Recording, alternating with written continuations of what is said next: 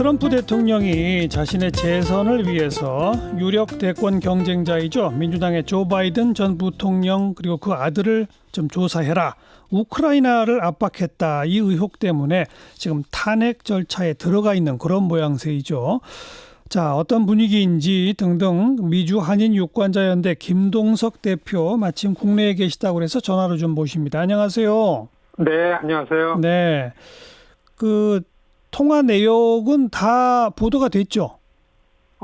통화 내용이 다 그게 단가 이런 의혹이 또 뭐 더 크게 나오고 있는 거죠. 그래요? 예, 내부 고발자가 한 9페이지로 다 이렇게 통화해서 이러이러한 의혹이 있다라는 거를 다 그 상하원 정보위원장한테 보낸 게 근거가 돼서 이제 나온 얘기인데, 예. 이게 뭐 나왔지만은 통화 내용 녹취록을 내놓는다 그랬는데 녹취록 수준이 아니고 그 통화를 들은 내용을 요약한 메모랜덤 수준으로 나온 것 때문에 지금 그 공방전이 더 커지고 있다 이렇게 보여집니다. 그러니까 녹취록이라고 해서 일부 언론에 보도됐는데 내부 고발을 거쳐서 보니 그게 통화 내용을 일부 은폐하려던 거 아니냐 이렇게 됐다는 거죠?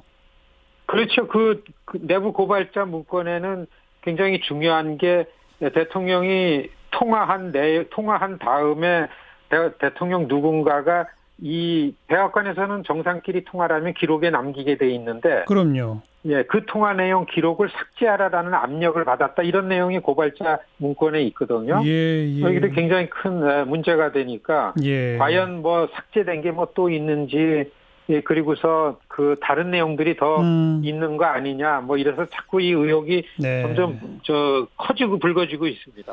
그리고 아무튼 뭐 극히 일부일지 아니면 축소된 걸지 의도적으로 그런 걸지 모르지만 공개된 녹취 내용만 보더라도 존 바이든 부통령과 그 아들에 대한 조사를 트럼프 대통령이 요청하고 우크라이나 대통령이 받아들이는 그런 내용들이 쭉 다 나온 거 맞는 거 아닌가요?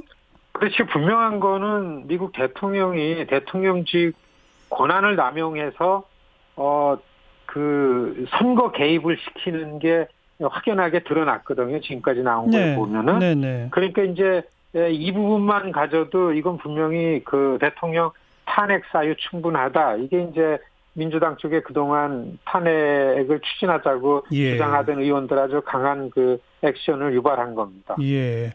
그 하원과 상원 뭐 절차가 좀 복잡하긴 합니다만 하원에서는 과반이면 일단 탄핵이 통과되는 거죠. 그렇죠. 탄핵 소추안, 소추 결의안이 통과가 되는 겁니다. 어떻게 김동석 대표 보시기에는 하원은 일단 통과할 걸로 전망하세요? 어떠세요?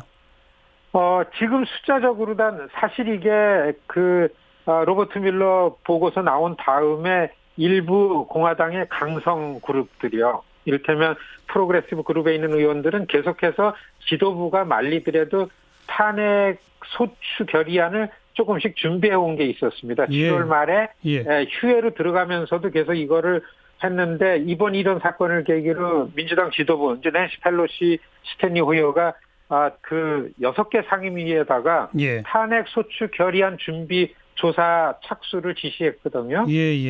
그러니까 그건 왜 그렇게 됐나 하면은 지금 그 435명 중에 235명이 민주당 의원인데 그 중에서 한 16명 빼놓고서는 다 탄핵해야 된다.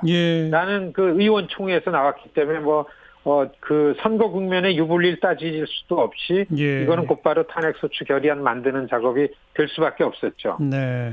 그런데 이제 이게 그렇게 된다 하더라도 상원에서는 이게 가능성이 없기 때문에 결정은 상원에서, 그러니까 하원에서 결의안이 나오고 상원에서 받아들여지지 않았을 때는 그거는 오히려 이게 그 역풍을 맞았거든요. 민주당 쪽에. 그렇죠. 그렇기 때문에 지도부는 굉장히 아직까지 좀 하자 그랬으면서도 신중하게 행보를 하는 면이 보이고 있습니다. 그런데 일단 탄핵을 좀 밀어붙이면 또 관련 사실들이 드러나면 여론이 변화할 것이다. 이런 걸 기대한다는 얘기들이 나왔었고, 최근 국내에 보도된 여론조사 결과를 보니까 탄핵 찬성 여론이 좀 높아지고 반대 여론은 낮아졌다면서요? 맞습니까? 민심이 변하나요? 크게 변했습니다. 사실 그 로버트 밀러 보고서 나온 이후에 좀 그런 분위기가 가다가 흐지부지 됐습니다. 여론이. 그때에 비해서는 이번 사건에 의해서 대통령 리더십에 대한 국민적 의혹과 이제 이런 부분들이 좀 커졌는 거는 분명한데요. 예. 지지율 조사 나오는 거 보면. 예. 예. 그런데 이게 그 선거 국면입니다. 지금 선거 모드거든요. 예. 그러니까 한편에서는 이 전문가들은 어쩌면 이런 국면이 트럼프가 계산할 때는 선거에 있어가지고서 유리하게 작용할 수 있다라는 확신을 갖고 있는 거 아닌가. 그렇기 때문에 네. 그 내부 고발자가 나오자마자 자신 있게 통화 내용 내가 공개하겠다. 예. 먼저 그 큰 소리로 그 얘기를 하는 걸 보면은 예. 이 트럼프 지지층은 뭐 대통령이 잘했냐 못했냐 권력남용 선거 계획 그런 거 따지지 않고 그냥 우리말로 눈먼 지지자라 그러잖아요. 네. 그러니까 민주당 지지자와 공화당 지지자가 다르니까 이런 정황을 봐서 트럼프 대통령의 선거 프로젝트 아니냐 뭐 이렇게 보는 전문가들도 사실 있습니다. 그리고 또 반대편으로 보면 바이든 부통령과 아들의 문제점을 드러낼 수 있는 계기도 되니까 오히려 민주당 공격 카드가 된다 이런 거군요.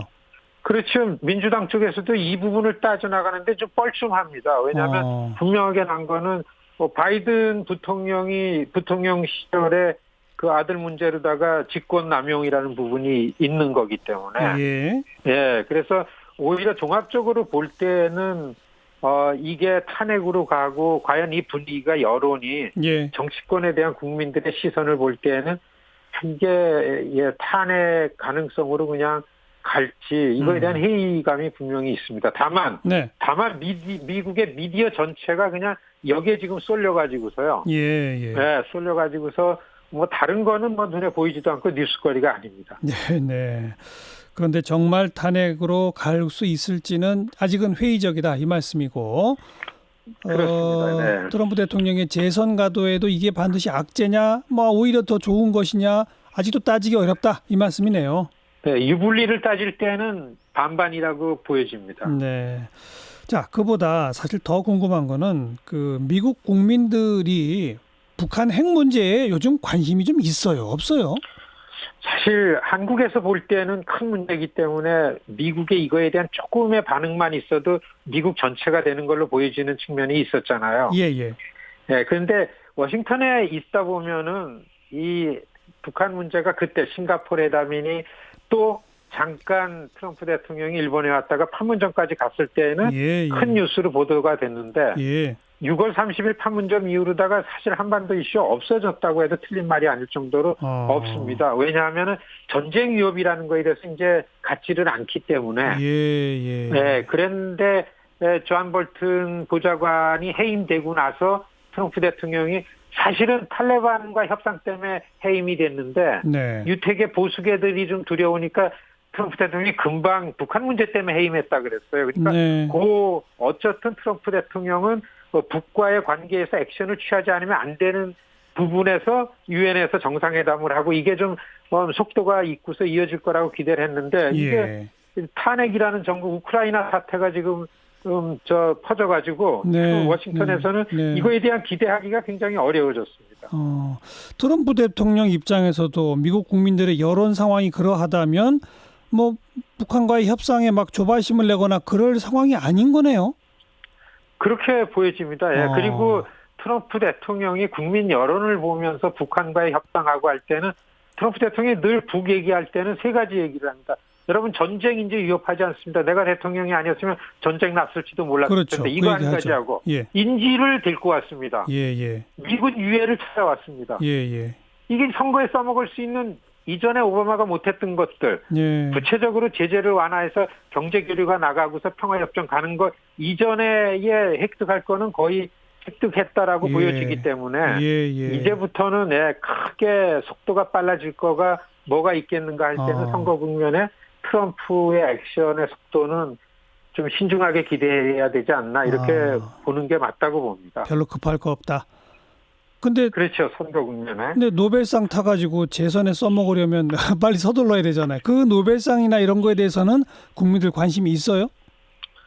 가끔 여하튼 자기 지지 기반에 가가지고서는 북한 얘기 많이 하고 노벨상 얘기하고 그러는데 이제까지 노벨위원회에서 분위기가 안 되는 거 보면은 노벨상 심사하는 데가 불공정하고 망가졌다 이런 발언 하기 시작하잖아요. 하하, 분명히 예. 관심은 있고, 예. 네, 관심은 있고 오바마가 탔는데 내가 왜 아니냐 뭐 이런 생각 있고 아무렇게나 얘기할 때는 많이 이 얘기를 하는데 예. 이전에 비해서는 뭐 큰 미련이 없어진 거 아닌가 그래요. 그렇게 보여지죠 지금은요.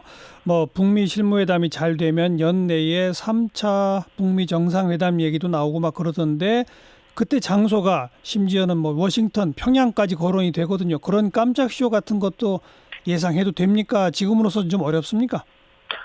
지금 워싱턴 국면 볼 때는 그 이전에 어떤 다른 실무자들이 협상하는 거를 대통령이 챙겨가지고 제대로 발전하고 이런 데서도 지장을 좀 갖지 않나 이렇게 보여지지만 여하튼 간에 이게 자신이 불리하게 꼬일 때에 하나의 돌파구로 그때는 큰 뉴스거리는 트럼프가 평양을 방문하던가 네. 이런 것들이 더 클 그렇죠. 텐데 네. 예, 그런 것도 충분히 이 트럼프 대통령 스타일로 봐서는 뭐 가능성이 있다고 봐야죠. 네. 그런데 그 존 볼튼 해임한 다음에 백악관의 기자가 질문을 한번 했던 적이 있습니다. 맞아요. 평양 방문할 예. 가능성이 있냐 하니까 그거는 좀 절차가 있다. 그 부분은 그렇게 얘기한 적이 있어요. 그래서 알겠습니다. 평양 방문은 신중하게 생각하는구나. 이렇게 그 생각이 된 적이 있습니다. 네. 여기까지 오늘 말씀드릴게요. 고맙습니다. 네, 안녕히 계십시오. 미주 한인 유권자연대 김동석 대표였어요.